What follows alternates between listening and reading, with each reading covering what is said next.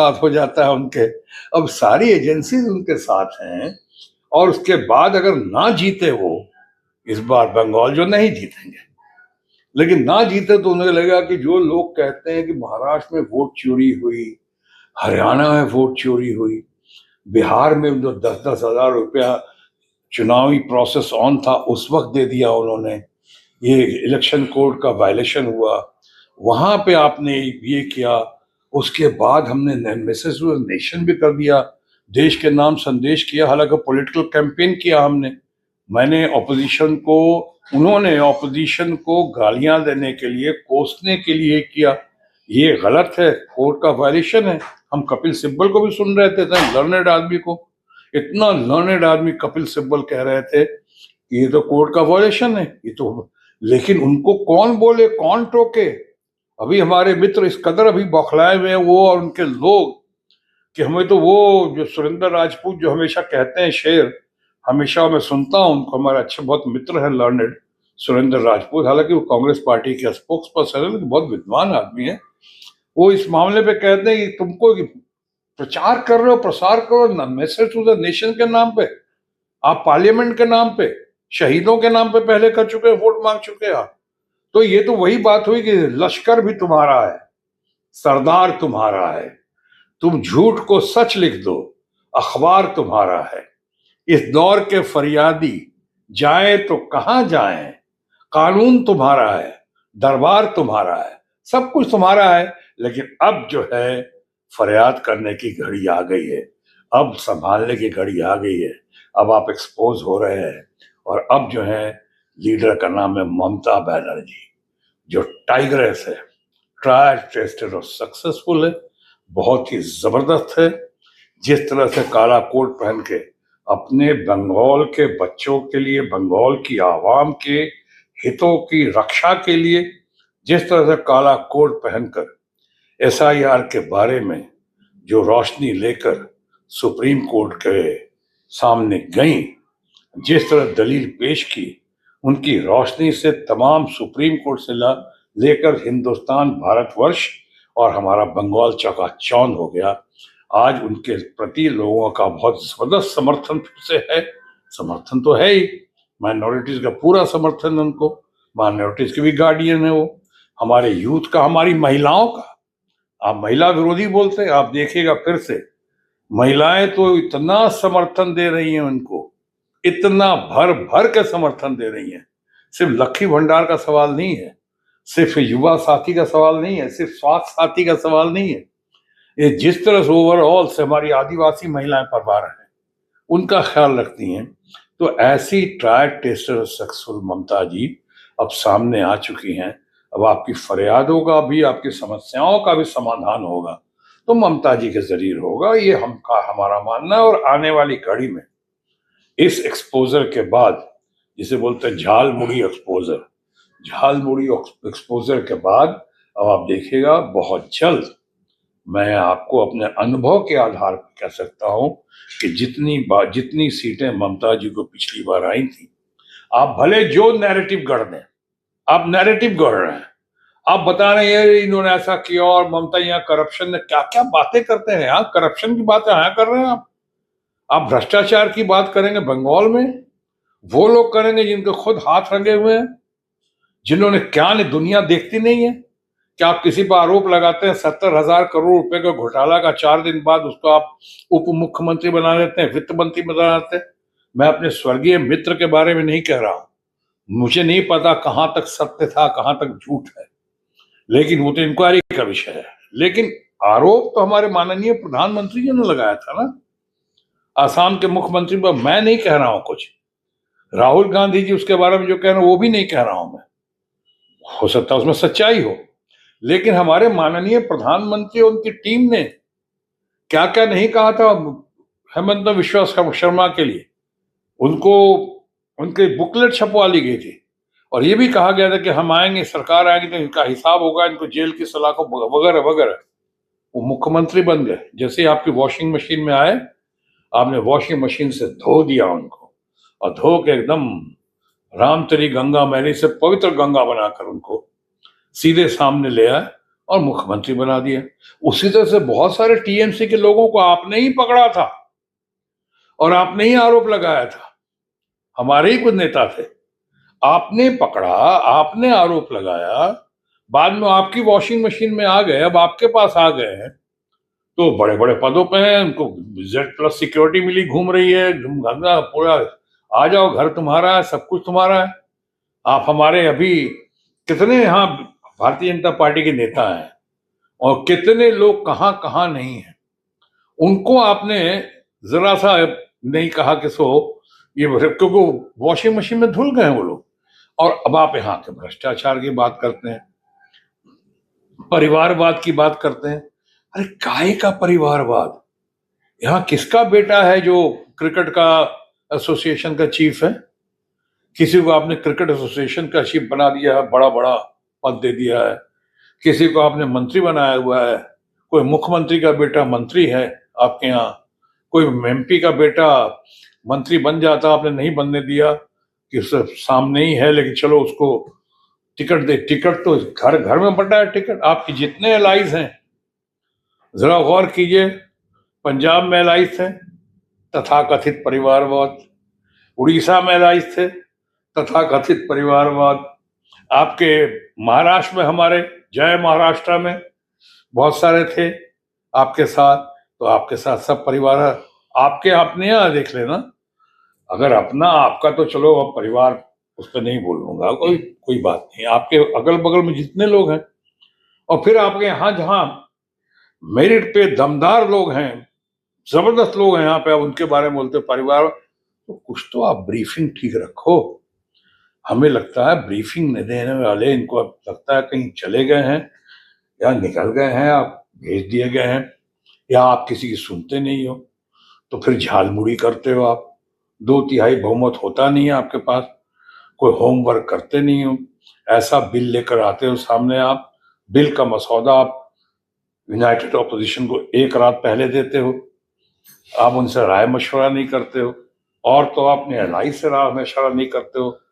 कई लोग उसको बोलते हैं एरोगेंस है, अहंकार है, और इसीलिए आप, या बहुत बौखलाहट है, ये बैसाखी पे टिकी हुई सरकार है जो 400 सीटें लेंगे, 400 से पार, 250 नहीं पहुंच पाए सही मायने में।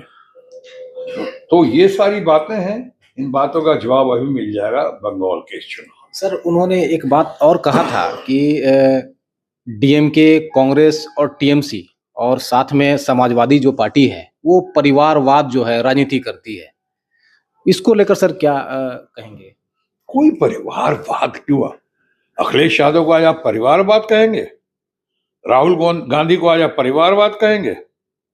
जनता से चुनकर आए हैं, परिपक्व होकर आए हैं। इंदिरा गांधी को कोई परिवारवाद क्यों नहीं कहता है? आज तक देश की सबसे बड़ी अगर स्टार प्राइम मिनिस्टर कोई हुई है तो इंदिरा गांधी थी, उनसे बड़ा स्टार प्राइम मिनिस्टर आज तक कोई नहीं हुआ। तो ये लोग सब ट्रेन होकर आए हैं। आपके घर से विरासत में अगर मिली है राजनीति, तो ऐसा नहीं कि रात में थोप दिया गया, इन्हें बहुत अच्छे से ट्रेन किया गया है। आज इतनी बार आने के बाद तेजस्वी यादव, लड़का बहुत अच्छा है बिहार में, आप तेजस्वी यादव को आप परिवारवाद कहेंगे? अब कितनी बार आ चुका ट्रैक टेस्ट है परिवारवाद, तो हमारे फिल्मों में भी होता है। अब बट परिवारवाद को बस एक बार ना, बाद में तो जनता ही फैसला करेगी ना। बहुत बड़े बड़े स्टार्स के हमारे यहाँ लड़के जो है नहीं अच्छा किए हैं, पहली बार कर गए और शायद बाद में नहीं आए, क्योंकि जनता ने उनको पास या फेल नहीं किया, चाहे जो भी फैक्टर हो।